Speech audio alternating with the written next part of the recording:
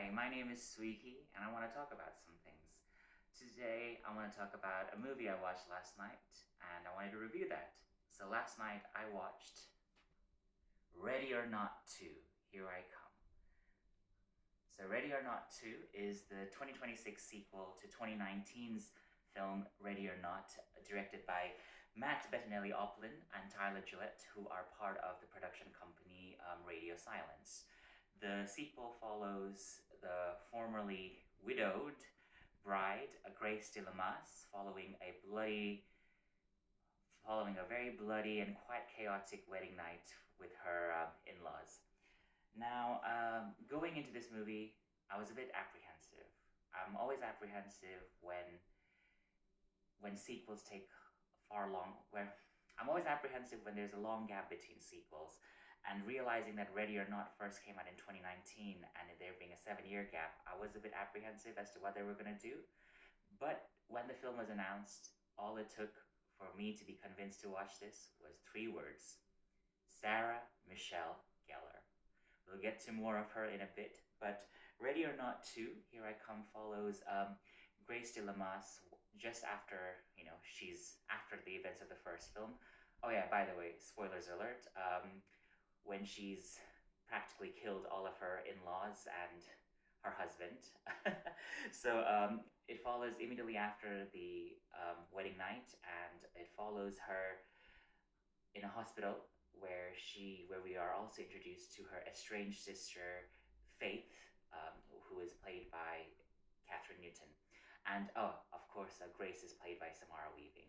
Firstly, they did a really brilliant job with casting these two women, because Samara Weaving did a great job in the first one as it was, but she really shines here in the second one. And Catherine Newton, I've admired her since I watched Three Billboards, where she had a very small part, and then I watched her in Little Women and Lisa Frankenstein.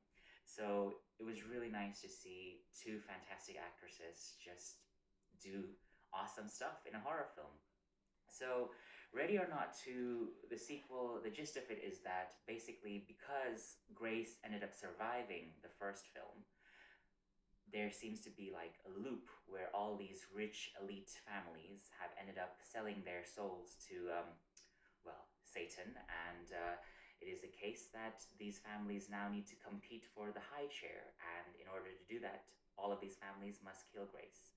And in order to add leverage to, in order to add stakes to her plight, they decide to incorporate.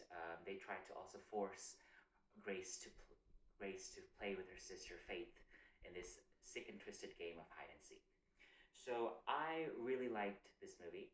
I didn't like it as much as the first one, I'm not gonna lie, because I remember watching the first Ready or Not in the big screen just before COVID happened and being really impressed. This one is, of course, very entertaining itself, but I felt at times it could be a bit trimmed down. For example, there is a sequence in the middle of the movie where, it's established that Grace and Faith are sisters who are estranged, and clearly they're being hunted by all these rich people wanting to sacrifice their souls.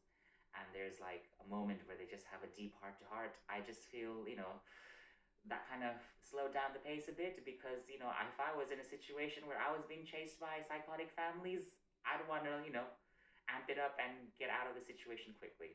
But there is still a lot to be liked here.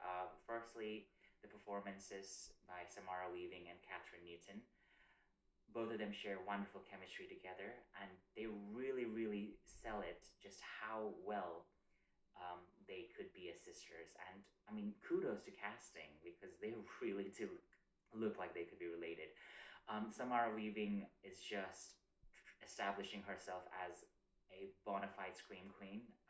She is just such a she's just such a firecracker to watch on screen, especially when she's, you know, especially when she gets, especially when she just cements herself as, the avenging angel towards the final act of this movie.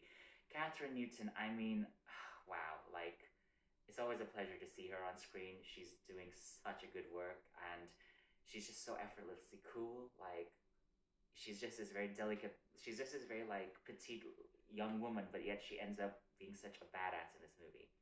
Now, of course, we have our heroines to root for, but then at the same time, we have our incredible villains.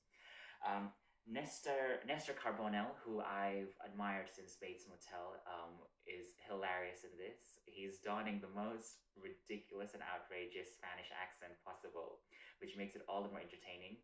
But like I said, the main reason why I even wanted to watch this movie was Sarah Michelle Gellar. I can't believe, honestly, that this is the first ever Sarah Michelle Gellar film I've watched on the big screen because it's just so weird. It's no, it's just such astounding to me, because like she's always been such a big part of my childhood. Growing up in India, after school, my brother used to always watch Buffy the Vampire Slayer, and I'd watch it with him whenever I could. And she's Daphne Blake, so like I've grown up with her, and anytime Sarah Michelle Gellar gets to do a project, I just feel so happy. And she is phenomenal as Ursula, one of the main villains. Um, one of the main villains. She just, I could tell that she was having a great time and she was having a blast with this because, it's always nice to see Sarah Michelle Gellar kick ass. I do wish that her character's fate could have been a bit different because, of course, you want to see more of Sarah Michelle Gellar. I do wish there was a little bit more of her, but what we got, I was very satisfied with. This other villain is Sean Hatosi, who plays her brother. His character's name is slipping in my mind, but he was a great villain as well.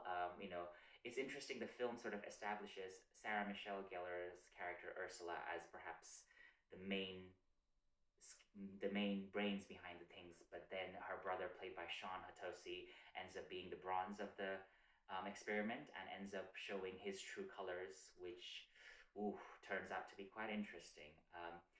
So the film, like the first one, has the perfect blend of gore and humor. At times, you're wincing away.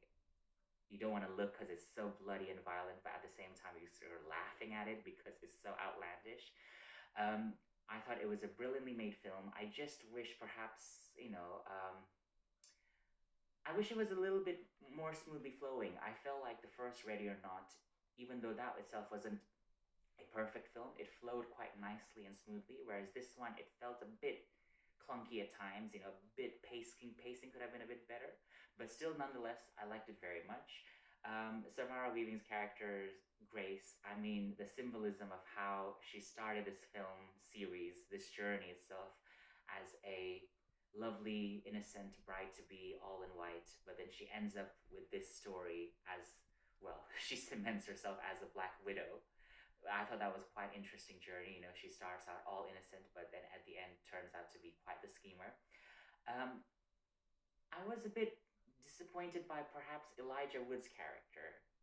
I felt like having.